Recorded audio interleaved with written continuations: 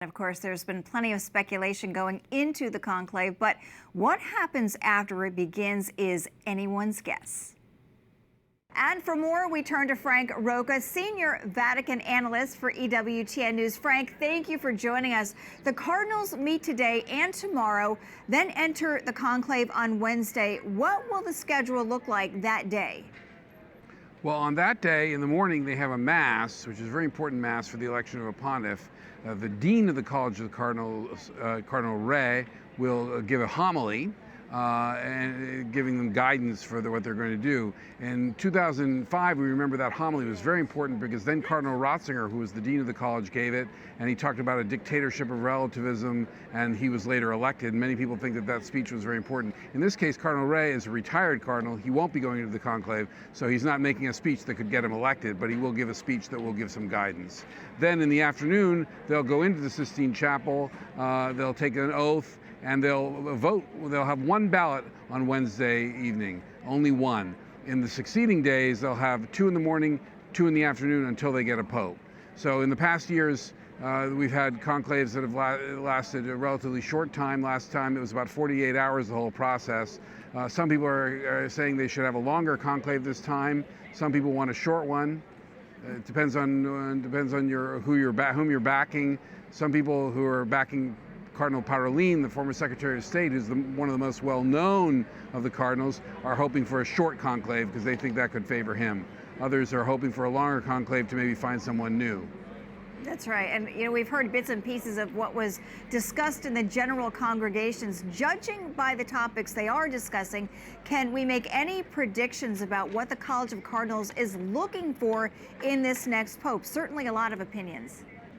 Yeah, that's true. I mean, the summaries have been very broad today. For example, we were told that in the morning they talked about the importance of Caritas, the umbrella organization for the charitable works of the church, and how that's very important. And now they wanted a pope who will be a good pastor, and they wanted a church that's not self-referential. That's sort of an echo of Cardinal Bergoglio's speech at the general congregations in 2013. So I think from that you can't glean. One here is that they're talking about perhaps collegiality is a very important theme inside the call, apparently. In other words, respecting the prerogatives of bishops and having the College of Bishops with the Pope always as the head, of course.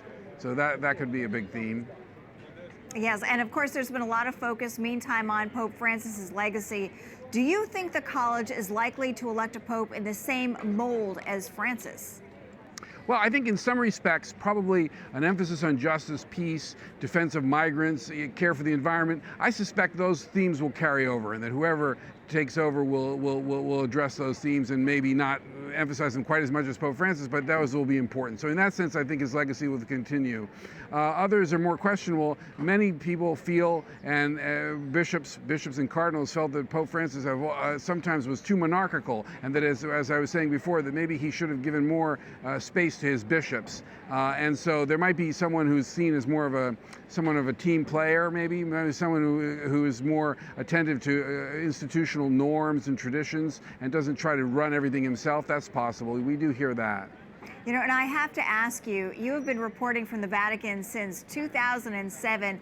What is it like when you see that white smoke and the new Pope step onto that balcony of St. Peter's?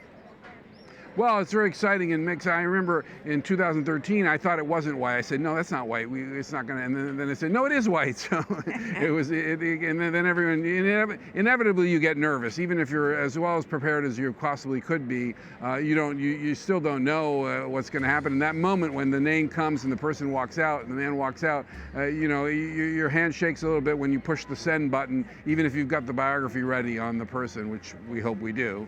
Yes, so exciting and so much anticipation. Frank Rocca, thank you for your very valuable firsthand insights. Thank you, Tara.